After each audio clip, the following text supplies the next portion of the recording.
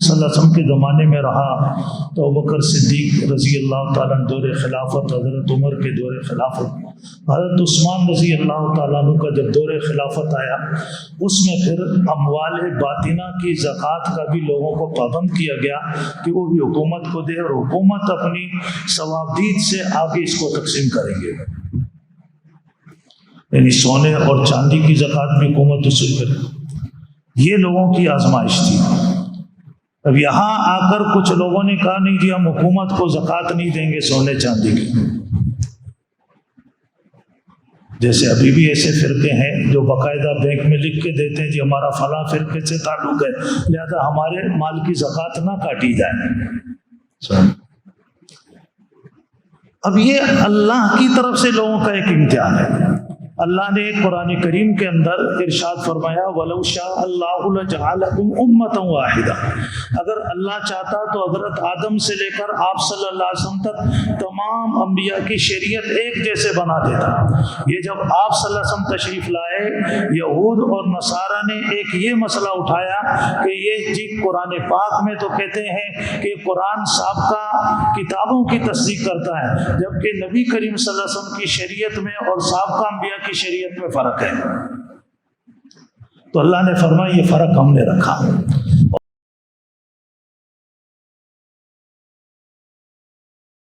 نحمد ونصلي ونسلم على رسوله الكريم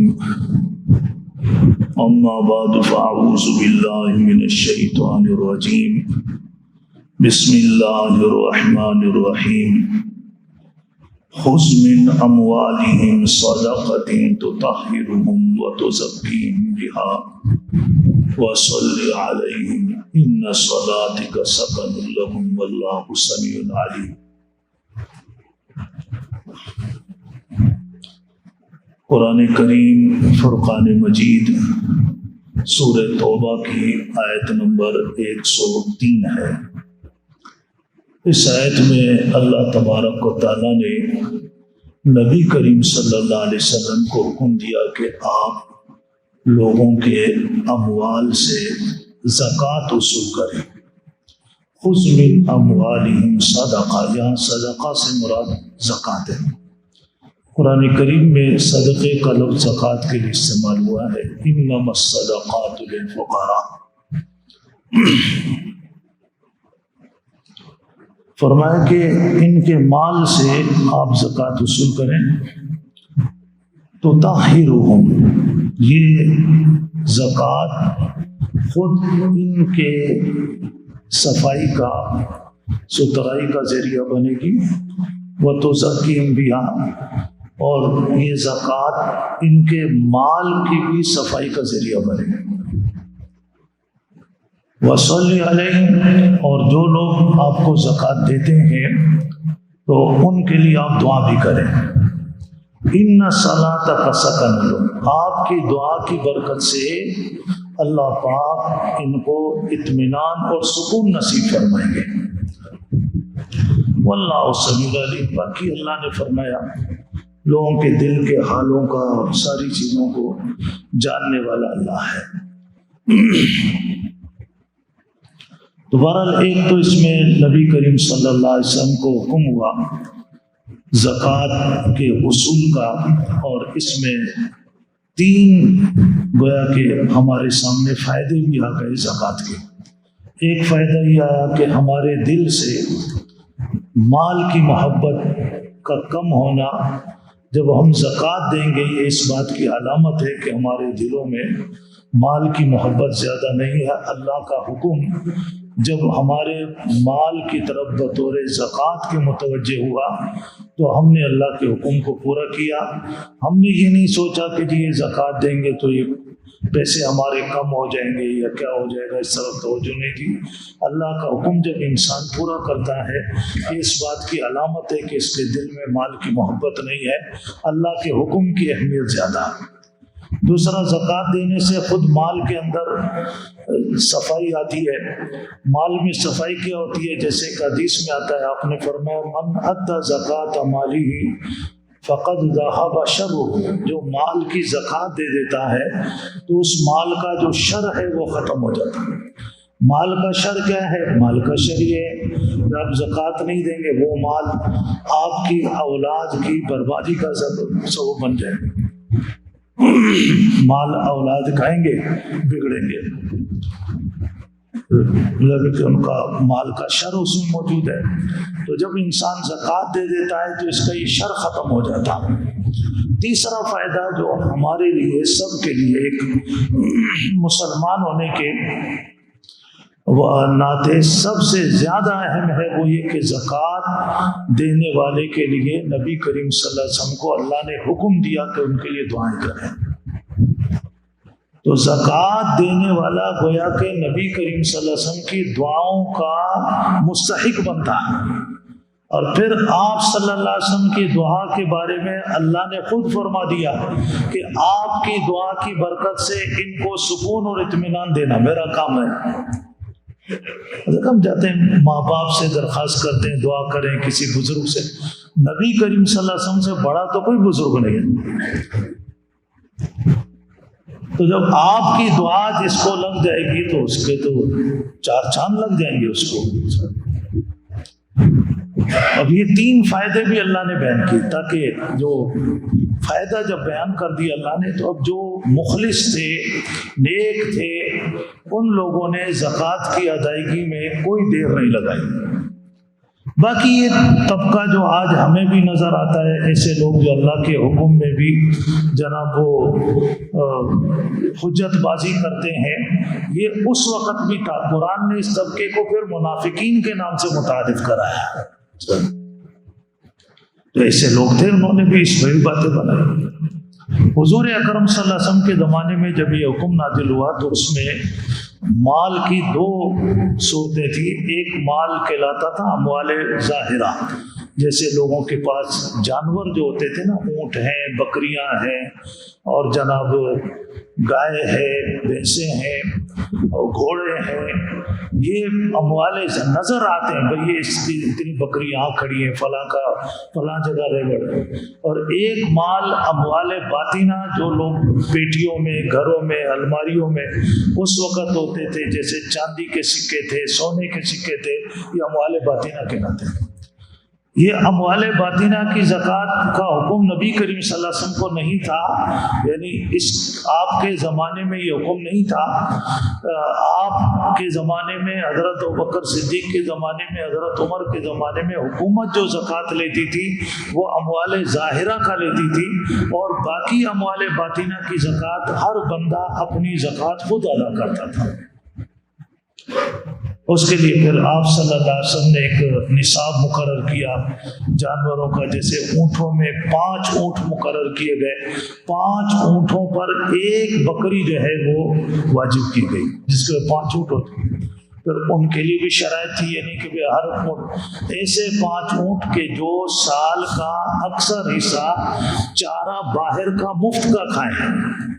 ہمارا دین کتنا آسان ہے، مفت کا چارہ کھائیں، باہر چریں۔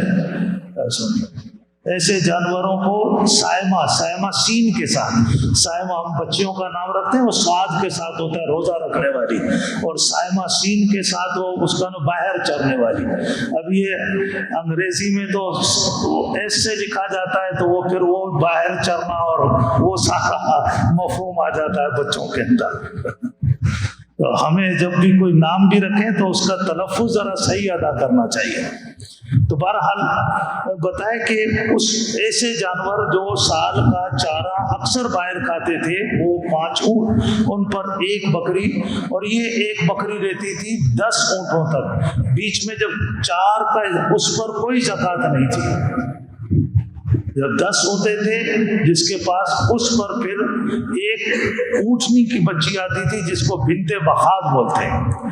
بنت مخاض کا مطلب 1 سال اس نے پورا کیا اور اب دوسرے سال میں داخل ہوئے، اس کو بنت مخاض ایسی اونٹنی کا بچہ جو ہے بچی دی جاتی تھی۔ پھر اس میں زکوٰۃ کے اندر پھر پورا ہمارے یہاں مدارس کے اندر ابھی بھی یہ جو کتابیں پڑھائی جاتی ہیں دینی، اس کے اندر یہ پورا نصاب نبی کریم صلی اللہ علیہ وسلم کے وہ خطوط جو آپ نے اپنے عاملین کو لکھے، بعد میں حضرت ابوبکر صدیق رضی اللہ اللہ تعالیٰ عنہ کی، حضرت عمر کی، یہ ساری چیزیں ابھی بھی بچوں کو پڑھاتے ہیں۔ اور باقی تھا اموال باطنہ، جیسے میں نے بتایا سونے اور چاندی کے جو سکے تھے، اس میں سے اگر کسی کے پاس چاندی کے 200 سکے ہوتے تو اس پر 5 سکے 5 درہم واجب ہوتے تھے، 200 سکے کسی پر۔ لیکن اس کے لیے بھی نہیں کہ 200 ہوگا ڈائریکٹ زکوٰۃ، اس کے لیے 2 شرطیں رکھی گئی۔ ایک شرط یہ رکھی گئی کہ یہ 200 درہم اس بندے کی ضروریات جو ہے اس سے زائد ہوں، کی ضرورت کے لیے نہ رکھیں۔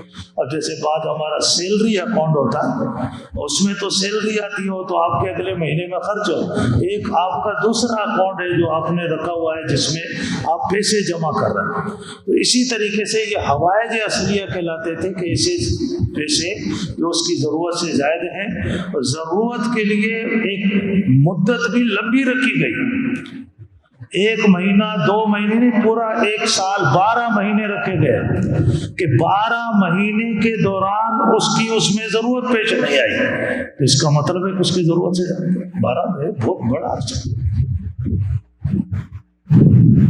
اس کو ہمارے یہاں عربی میں ہولان ہول کہتے ہیں کہ اس پر 1 سال گزر جائے۔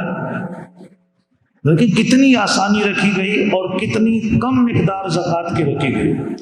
اور سونے کا جو دینار تھا اس میں 20 دینار رکھے گئے، 20 مسقال کہلاتے تھے، اور اس کا میں بتانا وہ چاندی میں 200 درہم کا ہمارے حساب سے وزن کے اعتبار سے کہ اس وزن کو کیلکولیٹ کیا گیا ہے تو وہ 52.5 تولے چاندی بنتا ہے۔ اور سونے کا وزن جب کیلکولیٹ کیا کہ اس وقت جو سکہ چلتا تھا وہ 4.5 ماشے کا ہوتا تھا، تو یہ 20 سکے جو تھے 20 دینار، اس کا وزن 7.5 تولے سونا بنا۔ آگے دیکھیں، یہ نبی کریم صلی اللہ علیہ وسلم کے زمانے میں رہا تو ابوبکر صدیق رضی اللہ تعالیٰ عنہ دور خلافت، حضرت عمر کے دور خلافت، حضرت عثمان رضی اللہ تعالیٰ عنہ کا جب دور خلافت آیا، اس میں پھر اموال باطنہ کی زکوٰۃ کا بھی لوگوں کو پابند کیا گیا کہ وہ بھی حکومت کو دے، اور حکومت اپنی ثوابدید سے آگے اس کو تقسیم کریں گے، یعنی سونے اور چاندی کی زکوٰۃ بھی حکومت وصول کرے۔ یہ لوگوں کی آزمائش تھی۔ اب یہاں آ کر کچھ لوگوں نے کہا نہیں جی ہم حکومت کو زکوٰۃ نہیں دیں گے سونے چاندی کی، جیسے ابھی بھی ایسے فرقے ہیں جو باقاعدہ بینک میں لکھ کے دیتے ہیں جی ہمارا فلاں فرقے سے تعلق ہے لہذا ہمارے مال کی زکوٰۃ نہ کاٹی جائے۔ اب یہ اللہ کی طرف سے لوگوں کا ایک امتحان ہے۔ اللہ نے قرآن کریم کے اندر ارشاد فرمایا وَلَوْ شَاءَ اللَّهُ لَجَعَلَكُمْ أُمَّةً وَاحِدَةً، اگر اللہ چاہتا تو حضرت آدم سے لے کر آپ صلی اللہ علیہ وسلم تک تمام انبیاء کی شریعت ایک جیسے بنا دیتا۔ یہ جب آپ صلی اللہ علیہ وسلم تشریف لائے، یہود اور نصارہ نے ایک یہ مسئلہ اٹھایا کہ یہ جی قرآن پاک میں تو کہتے ہیں کہ قرآن سابقہ کتابوں کی تصدیق کرتا ہے، جبکہ نبی کریم صلی اللہ علیہ وسلم کی شریعت میں اور سابقہ انبیاء کی شریعت میں فرق ہے۔ تو اللہ نے فرمایا یہ فرق ہم نے رکھا اور یہ تمہاری آزمائش کے لیے رکھا، تمہاری آزمائش کے لیے رکھا کہ آیا اس فرق کے ساتھ ایک بندے کو سچا جانتے ہوئے اس فرق کو برداشت کرتے ہو یا نہیں کرتے ہو۔ یہی چیز اللہ نے پھر اس امت کے اندر رکھی کہ نبی کریم صلی اللہ علیہ وسلم کی مبارک زبان سے یہ اعلان آپ اپنی زندگی میں کر گئے، علیکم بسنتی و سنتی خلفاء راشدین المہدیین، لوگوں یاد رکھنا جو باتیں میں بتا گیا اس پر بھی عمل کرنا، اور میرے بعد خلفاء راشدین جو باتیں بتائیں گے ان پر بھی عمل کرنا۔ یہ اللہ نے رکھا۔ یہ ٹیسٹ پھر اس امت کا حضرت عثمان رضی اللہ تعالیٰ عنہ کے دور میں شروع ہوا کہ اموال باطنہ کی زکوٰۃ حضور اکرم صلی اللہ علیہ وسلم کے زمانے میں نہیں لی جاتی تھی، حضرت عثمان نے حکم دیا لی جائے گی۔ اب جن لوگوں کے سامنے آپ کی اس بات کی اہمیت تھی وہ بالکل آمادہ ہو گئے کہ حضرت عثمان بھی آپ صلی اللہ علیہ وسلم کی باتوں کے ترجمان ہیں، اور آپ نے ان کی باتوں پر عمل کا ہمیں پہلے اشارہ دے دیا تھا، اسے اختلاف نہیں۔ یہ آزمائش کی گھڑیاں ہم سب پر آتی ہیں، لیکن یاد رکھیے آزمائش میں وہی بندہ صحیح اترتا ہے جس کے باقی معمولات صحیح ہوتے ہیں، حلال کھاتا ہو، سچ بولتا ہو، اچھی صحبت میں رہتا ہو، اور پھر یہ چھوٹی موٹی آزمائشیں آئے گی وہ صحیح رہے گا، اور جو حرام کھاتا ہو، جھوٹ بولتا ہو، غلط صحبت میں رہتا ہو، تو ایسا کوئی بات آتی ہے وہ پھر ڈاماڈول ہو جاتا ہے بندہ وہاں۔ جنگ احد کے اندر جن مسلمانوں کے قدم اکھڑ گئے تھے، اگرچہ وہ پھر بعد میں واپس آئے، اور ان کے قدم اکھڑنے کی جو لغزش ہوئی، اللہ نے قرآن میں سورہ آل عمران میں 2 جگہ فرمایا میں نے ان کو معاف کر دیا۔ اس اعلان کے بعد کسی کو حق حاصل نہیں ہے کہ ان پہ تنقید کرے، لیکن ان وقتی طور پر قدم اکھڑنے کی وجہ قرآن نے یہ بیان کی، انما استزلهم الشیطان بما کسبوا، اس کی وجہ یہ تھی کہ اس سے پہلے کوئی ایسی ان سے کوتاہی ہوئی تھی، اس کوتاہی کی وجہ سے یہاں یہ ڈاماڈول ہو گئے۔ تو یہ بڑی اہم چیز ہے، ہم اپنی زندگی میں دیکھیں، مرنا سب نے اللہ کے پاس جانا ہے، اور پھر وہاں پتہ چلے گا ہمارے ساتھ کیا ہوتا ہے، لیکن یہاں جو اللہ نے ہمیں تعلیمات دی ہے ہم اس پر عمل کریں گے تو انشاءاللہ شیطان کے شر سے ہم محفوظ رہیں گے۔ اللہ ہم سب کی حفاظت فرمائے۔ باقی انشاءاللہ بھی یہ سلسلہ شروع کیا ہے تو اس پر کچھ باتیں آئندہ بھی کریں گے۔ تو آج ہوئی اللہ پاک ان تمام باتوں کو ہم سب کے لیے، پوری امت کے لیے ہدایت کا اور آخرت میں نجات کا ذریعہ بنا۔